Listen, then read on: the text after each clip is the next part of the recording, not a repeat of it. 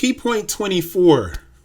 Your great idea is valuable. This is kind of redundant. You're getting this kind of picture here. That's why I'm saying these last key points, man, I'm just going to nail home the idea that what you think is valuable, it has value. You have value. Your great idea is valuable. Have you ever been in a group and a bunch of suggestions were flying around, but no one considered your suggestion seriously? I've been in those kind of groups. And although the coolest person typically gets to choose for the group, sometimes that person's decision isn't the right choice. Ideas are good and bad. When you're working with a group, too many ideas creates confusion, and that can limit productivity. When you are alone and you don't have anyone to bounce an idea off of, the same thing can happen. Groups, individuals, the exact same things can take place. You can find yourself in a bad situation. But what exactly is a good idea, though? Who determines that the rubber band or Velcro or dryer sheets is an idea worthy of pursuing? At what point does the idea you have become something that is worth bringing to fruition? It's a tough question, man. And I like to think that every idea I have will work for someone. That is why I don't mind sharing and speaking to people. Now, I have to learn how to charge for that. I got to get better at that. But I don't mind sharing because there's certain things I'm just never going to do. But I may have a great idea, so why not just talk about it and share it with someone? The way I see it, someone will be able to use an idea that I have or a suggestion, and they may do something great. Now, of course, everybody wants to get paid, and maybe you start ideas and you send people contracts. I don't know, man. Whatever you feel is right for you. But a lot of the time, people feel like they have good suggestions.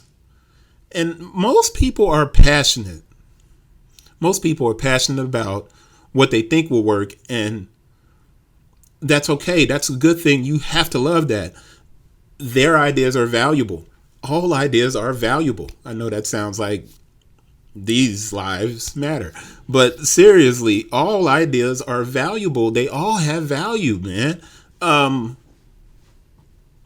You know what? Who knew that a hat made to cover a woman's head in the early 20s will still be a fashion statement today? Tams and berets, right? Who knew that? Nobody knew, but people are making money on it still today. Something that was done in the 20s, right? Who decided that same kind of tam, that if they put a silk lining in it or a satin lining in it for African American women, and there's a business named Ken that was on Shark Tank who did this? When did they decide that that would be good for natural hair or for any hair? Ideas exist. Ideas are good. Someone comes along. They add to the idea. They create something completely different and new. Right? My point is, somewhere in a stack of old notes, you probably jotted down an idea for a website, a t-shirt, a dust remover, a cell phone application. You probably wrote this stuff down, and because you kind of showed it to a dream killer, you decided that it wasn't valuable. Any idea is worth analyzing and researching. You'll hear me say that forever. Once you've had time to think about an idea, that idea becomes more valuable. I want to say it's cumulative. A good idea that's discussed, it becomes stronger and stronger and stronger until it becomes something that you can really do something with, right?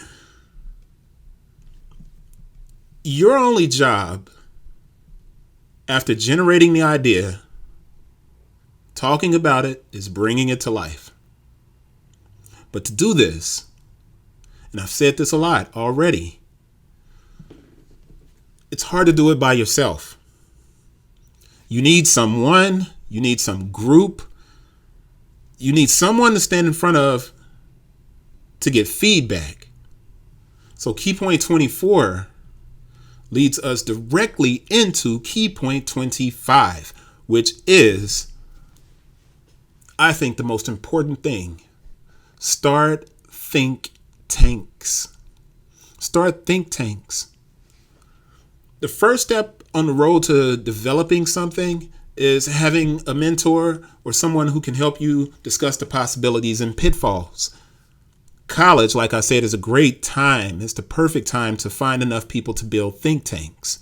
College is one of the few times in your life where every day a person around you has something interesting to discuss. You're learning a lot. Now, when I was teaching, I'd tell my students that if they're in college to get a great job, they might as well drop out now. Because that's not what you're in college for. That's not what you're there for. Can some colleges guarantee you a great job? Maybe.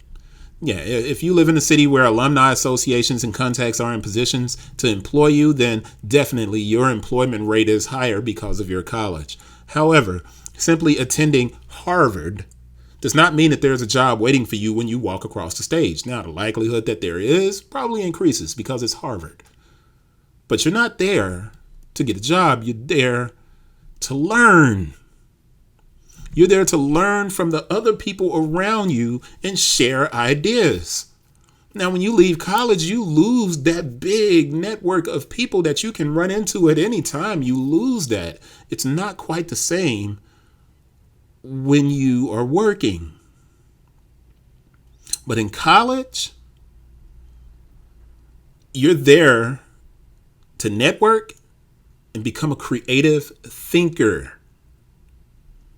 College, and I'm focusing on college right now, it's about problem solving. You have to learn how to organize your time. How do you have fun? How do you stay focused? How do you date? How do you complete this 10-page research paper? How do you work full time and go to school full time without burning out? How is a table a table? Because it has tableness. Well, you get what I'm saying. I'm trying to prove a point that college is about analyzing and discovering methods to complete the process of attaining an education. College is one place where a person can find a group to throw ideas around. Now, am I trying to just nail home that everybody should go to college? No, I'm not. No, I'm not. You have the same opportunity in the Navy. You have the same opportunity in work study or some kind of study abroad program. You have opportunities out there. Let's say you have a friend that you watch the football games with every week or some game with. While you're in the midst of watching that game, you start tossing ideas around and, during the game and you're watching it, and that's a moment where you can build. And let's say you have a girlfriend and you go to the beauty salon with her, right? Take a notepad and start throwing down these ideas, right? Now, if you and your homegirl go to a nail spa, take a notepad, throw the ideas around, do something. Any place where you can create a group setting that invites creative thinking can become a think tank, and think tanks are vital to the promotion of ideas and the cultivation of dreams. Now, I focused on college, but man, you can find a think tank anywhere. You can build them yourselves, but man, find a think tank somewhere where you can posse up with people and talk. It's important. And it's good to do it with like-minded people. Maybe you don't end up working with those people. Maybe you guys all get together and you sign NDAs where you're not going to sell somebody else's idea or something. I don't know, but you have to find a think tank. You have to. If you ever find yourself around someone who doesn't have any dreams, don't diss them. Don't talk about them. Just walk away and stay away. If you can't find dream builders, then you may have to work alone. You may have to find someone that you can pay for advice, or you can pay to do some research for you. Use Fiverr. Hell, it's just things you can do, but you may have to work alone. But I'm saying this and I'm stressing this. In order to be successful, you need to participate in some form of a think tank, big or small. Find your tribe. Find your think tank. It's key point 25. That's it for the 25 points. I'm glad you guys stuck with me this far. In the book, I wrote final thoughts. And it's important that I read these final thoughts. I made this book, this 1 Hour to Wealth. I won't even reach over and grab it. I made the book. And I kind of stressed the fact that you shouldn't be too cheap to pay for advice. But being informed, really, is a small price to pay for removing ignorance. I know better than anyone how to lose money. I now know more than most how to earn money. If I had never failed so miserably, I wouldn't be in a position to earn happily. And I may look grumpy and stuff, but I'm happy. If I hadn't failed, I wouldn't understand the amount of time and dedication needed to finally put my family in a better financial position. And we're not there yet. We're still working on it. But this is the most important part of this book. Wealth is not the amount of money you earn. Wealth is the well-being of your family. Wealth is your peace of mind. But earning money, doing the things that you love, it's pretty cool too. That's 1 Hour to Wealth. I'm going to continue this in the 30-day project, and I'll start reading that again soon. Thank you guys for listening. Get this into one big playlist and go from there. You guys stay up, stay positive, fight for what you want, dream big, get up and write it down. Your great idea is valuable. Peace.